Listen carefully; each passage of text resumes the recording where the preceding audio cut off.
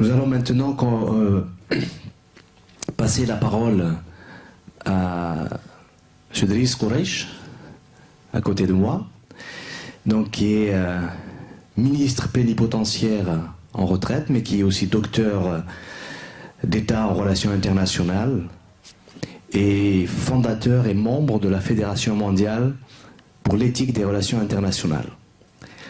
Donc il va nous parler du vivre ensemble et de relations internationales, avec sa grande expérience dans le domaine de la diplomatie internationale, à travers le monde et depuis de nombreuses années. Il va nous donner un panorama, je pense ici, de ces relations internationales et comment elles participent ou elles interviennent dans le vivre ensemble. Donc je vous passe la parole.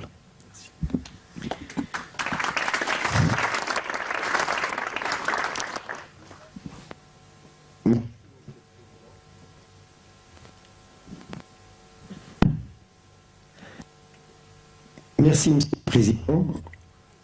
Bismillah ar-Rahman ar-Rahim. Cheikh, frères et sœurs, c'est avec une immense fierté et un grand honneur que j'exprime ma gratitude et ma joie d'être ce jour avec vous dans cette enceinte, je dirais bien privilégiée, pour un échange d'idées et pour débattre des préoccupations cruciales qui tourmentent l'humanité d'aujourd'hui et de déterminer les approches alternatives au statu quo régnant. C'est une grande opportunité pour nous pour baser sur le référentiel humain commun, pour garder éveillée la conscience mutuelle pour une meilleure coexistence entre les êtres humains, pour vivre ensemble en paix. L'Assemblée générale de l'ONU a réaffirmé sa détermination totale à accompagner notre noble initiative en adoptant le 8 décembre 2017 la résolution incitant la Journée internationale du vivre ensemble en paix. Nous sommes extrêmement heureux et croyons que cette résolution constitue une base solide pour construire l'avenir. Nous nous félicitons donc de cette contribution concrète onisienne qui avait un seul visage, une seule volonté et une voix. Ceux d'une personnalité spirituelle exceptionnelle, notre cher Khalid, qui a pris un seul chemin, celui de la paix. Cette résolution illustre le caractère visionnaire de sa pensée, issu de son fort intérieur et de son cœur, traduisant ainsi l'enseignement spirituel du soufisme comme une source de lumière et d'inspiration fructueuse et productrice pour la réalisation d'une vie imprégnée de beauté et de paix. Et nous a montré que le soufisme tend en permanence à enraciner l'union entre les êtres humains. Merci bien, cher Khalid. Que peut nous apporter ce concept de vivre ensemble à une époque marquée par de transformations radicales dues à cette vague de mondialisation prévoyant des changements profonds dans nos modes de vie, allant jusqu'à la rupture avec nos valeurs et transformant l'humanité en un homme numérique? Quelle est l'utilité du recours à la source spirituelle du concept vivre ensemble dans un contexte universel profondément souffrant de multiples crises graves et complexes qui menacent la disparition de l'univers en raison de la détérioration du système de valeurs en faveur de l'alimentation, des caprices, de la pensée, de l'extrémisme, de l'exclusion et du terrorisme. Nous sommes donc dans un monde extrêmement inquiétant.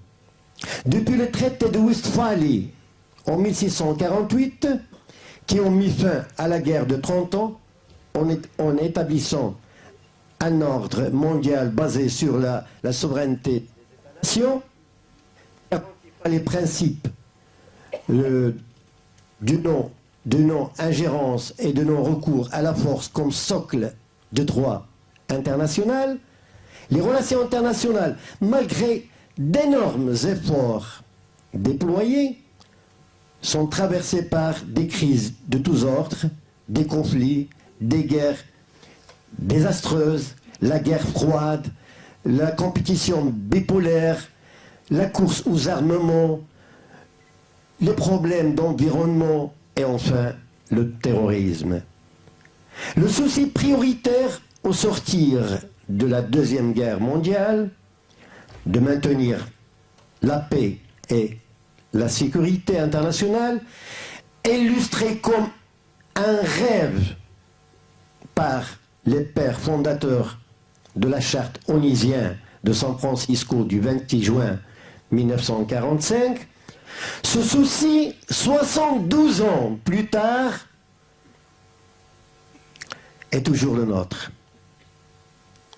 Le maintien de la paix et de la sécurité est devenu un enjeu complexe encore avec la montée du terrorisme qui mine nos sociétés et déstabilise nos nations, sachant que nous vivons actuellement 9 jours de paix par an. 9 jours de paix par an. La charte onusienne et sa conception idéale et sur l'objectif humain est avant tout une charte de nos valeurs et le socle de notre action.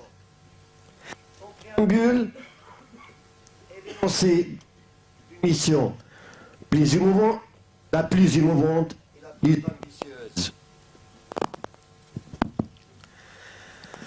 Pourquoi ce rêve de paix et d'unité ne s'est pas encore réalisé? En d'autres termes, pourquoi cette faille? Pourquoi ce dysfonctionnement? Quelque chose ne fonctionne vraiment pas.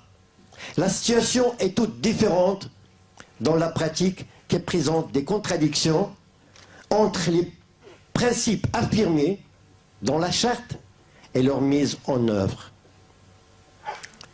Et en même temps, l'ONU reste un facteur essentiel des relations internationales contemporaines et le cadre indispensable de la vie multilatérale internationale. Est ainsi posé le débat sur l'adéquation du système onusien tel que défini en 1945 avec les menaces à la paix et à la sécurité internationale du XXIe siècle.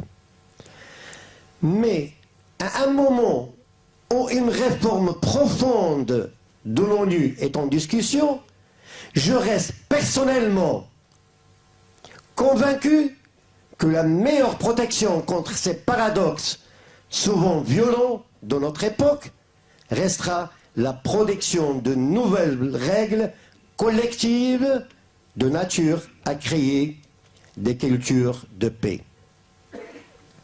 Les relations internationales ne doivent plus se comprendre exclusivement comme des rapports de force.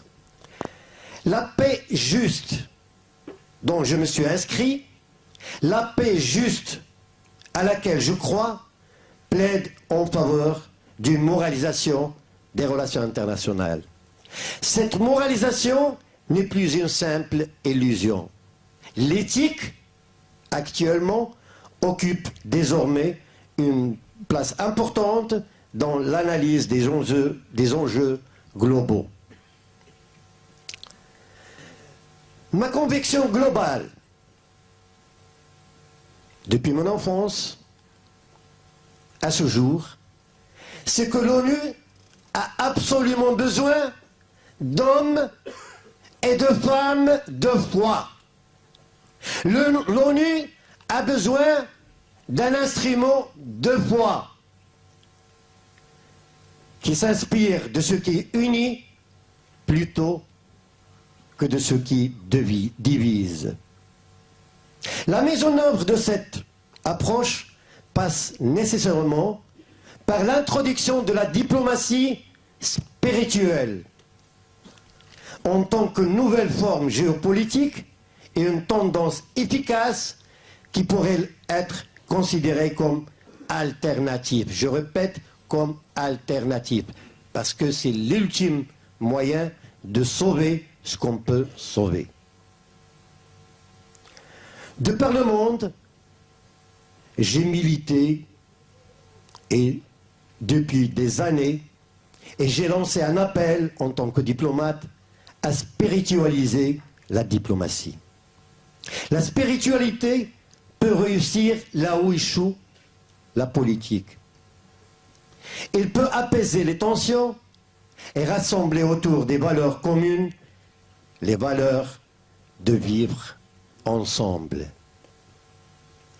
Avec la chute du mur de Berlin, on a eu une éclosion des conflits ethniques et on a pu constater que la réconciliation spirituelle se prêtait mieux au traitement des conflits identitaires. En d'autres termes, la spiritualité est un chemin de paix. C'est être en paix avec soi, avec les autres et avec la nature. Cela est encore vrai malgré la grande diversité des pratiques spirituelles et religieuses. Nous restons sur le fond attachés à des valeurs universelles communes dans la logique exprimant une belle diversité dans l'unité et une belle unité dans la diversité. Ces valeurs qui ne font pas partie des compétences, et ne sont pas des compétences, sont enracinées dans l'esprit humain et ancrées dans le droit international. Elles imprègnent la charte et inspirent notre recherche de l'harmonie et de la paix. La source de ces valeurs réside dans la croyance. Que ce soit dans la croyance idéologique ou dans la croyance spirituelle, religieuse, c'est-à-dire la croyance en Dieu. La différence entre ces deux sources de valeurs réside dans le fait que les valeurs issues de la croyance idéologique se disparaissent avec la disparition de cette idéologie. L'exemple, l'idéologie socialiste de l'URSS. Après la chute de l'URSS, c'est vrai, moi j'ai vécu pendant presque 35 ans en Europe de l'Est. J'ai fait toute ma carrière dans cette région. J'ai vécu avant et pendant et après la chute du système et après la chute du mur de Berlin. La cause principale dont on ne parle pas, M. Mikhail Gorbatchev me l'a dit en 1999, personnellement, c'est le manque et l'absence du sacré. Parce que le système socialiste a été imposé dans un pays très attaché à l'Église orthodoxe, dans un pays féodal, dans un pays là où il régnait le tsar et la religion orthodoxe. Le tsar était sacré comme représentant du Dieu dans la région. Donc cette absence du sacré était la cause principale de la chute de l'URSS, cette chute qui s'est terminée, je dirais bien, dans l'éthique, sans guerre civile, sans conflit, sans rien du tout. Parce que les gens étaient soif de retourner à l'église, de retourner au synagogue, de retourner à la mosquée. Donc, ces valeurs, la source de ces valeurs réside dans la croyance. Et la croyance en Dieu, c'est éternel. Et ça se réalise et ça se concrétise sur ordre divin. Et ça, c'est très important. Ces valeurs sont éternelles. Parce que c'est bien Dieu qui a donné sa dignité à l'être humain. Aussi, les gens ignorent tout ceci, malheureusement, ou sont complètement indifférents parce qu'ils vivent dans une autre logique, une logique mathématique du calcul et des chiffres. En réalité, le message principal de tous les prophètes a toujours été que ceux qui auront cru en Dieu et accompli de bonnes œuvres seront récompensés. Dieu dit non, mais quiconque soumet à Allah son être, tout en faisant le bien, aura sa rétribution auprès de son Seigneur. Pour eux, nulle crainte, et ils ne seront point affligés. Bela, men aslama wajhahu lillah, wa huwa muhsin, falahu ajruhu inda rabbih, wa la khawfa alayhim, wa la hum yahzanoun. Dans ce contexte, une simple synthèse de l'avènement de l'islam nous montre que la conception vivre ensemble réside dans notre relation à la fois avec Dieu et avec les gens dans notre communauté.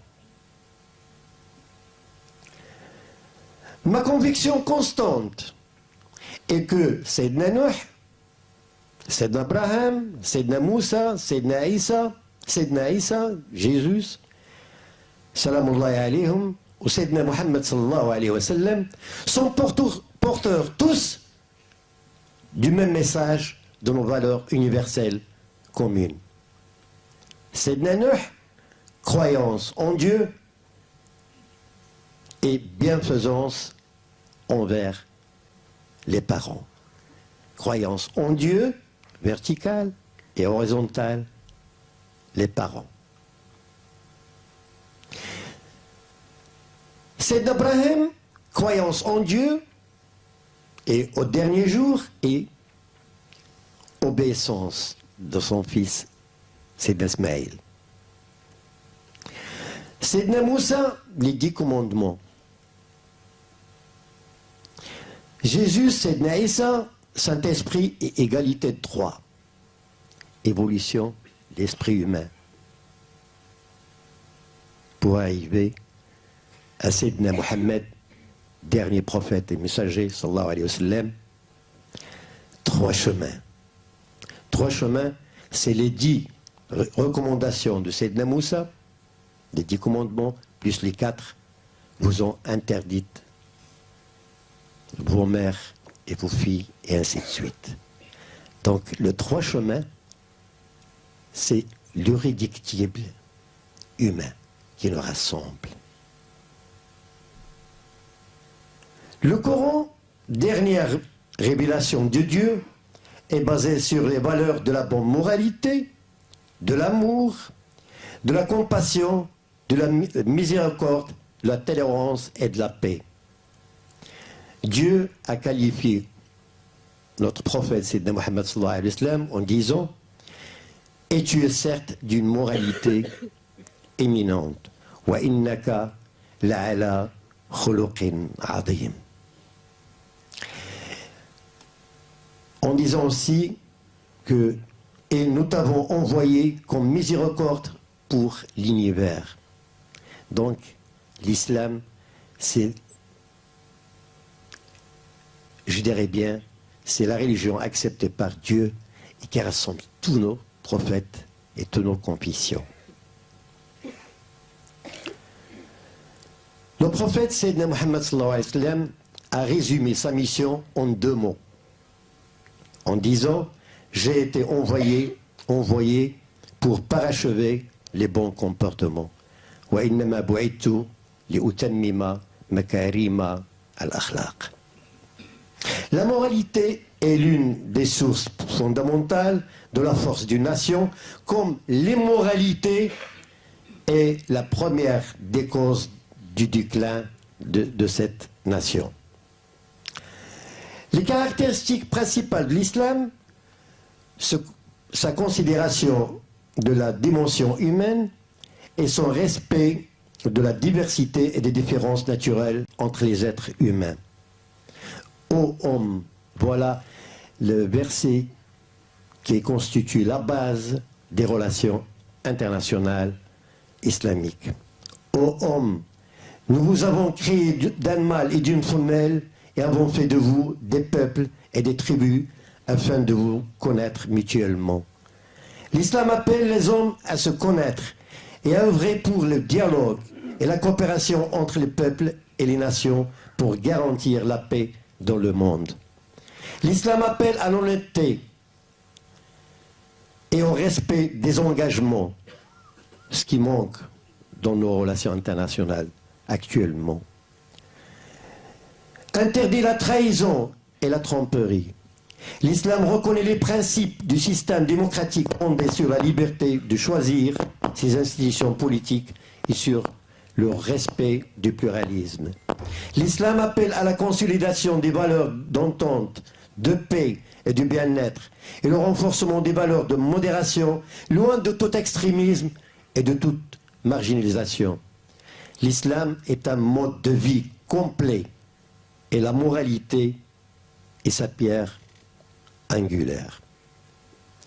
Les principes conformément à la bonne compréhension de l'islam, qui s'inscrit dans une acceptation consensuelle et prenant en considération l'environnement contemporain et ses spécificités. Compréhension qui exprime l'essence même de l'islam, le juste milieu. J'appelle à cette occasion et de cette tribune, je lance un appel solennel à nos érudits religieux, à nos politologues, de s'inspirer de cette dimension humaine de l'islam et à suivre les temps, je dis bien à suivre les temps et à donner des solutions alternatives et non se refermer autour des jugements rigides. Pour répondre clairement aux problèmes de l'humanité, c'est ce que Cheikh a bien souligné dans son livre Le sophisme corps de l'islam, pour répondre clairement aux problèmes de l'humanité, si j'apporte des réponses du Moyen-Âge, ils ne seront pas adaptés à mon époque. C'est à nous de trouver ce qui va permettre à l'homme de vivre en harmonie, en conformité avec son temps, et non en contradiction avec son temps. Il faut revenir à la source constante de cette religion. Comme si nous voulions boire de l'eau pure, nous devrions aller aux sources. En réalité, ce que je propose, ce n'est pas de se laisser guider par les ambitions, mais par des valeurs et des intérêts communs. Inspiré par les valeurs spirituelles, la charte Vivre ensemble, je dis bien la charte parce qu'il a été adopté par l'Assemblée générale de l'ONU, et il fait, à partir du 8 décembre dernier, fait partie de la charte de l'ONU. Donc je dis bien la charte Vivre ensemble. C'est la vie. Si vivre en harmonie, vivre dans le partage, l'amour, la joie et la solidarité, si vivre une belle humanité, vivre ensemble permet de nous rappeler une vérité essentielle. Nous partageons tous la même humanité. Donc c'est un patrimoine à préserver. Avec l'adoption de la Journée internationale de vivre ensemble en paix, les choses sérieuses vont commencer à partir de ce jour, en vue de sa concrétisation sur le terrain, dans le but de rapprocher les humains en quête de paix. Elle est urgente donc d'adopter un comportement humain responsable, aussi bien avec nous-mêmes qu'avec les autres, pour incarner les valeurs universelles communes du vivre ensemble. Et merci beaucoup de votre attention.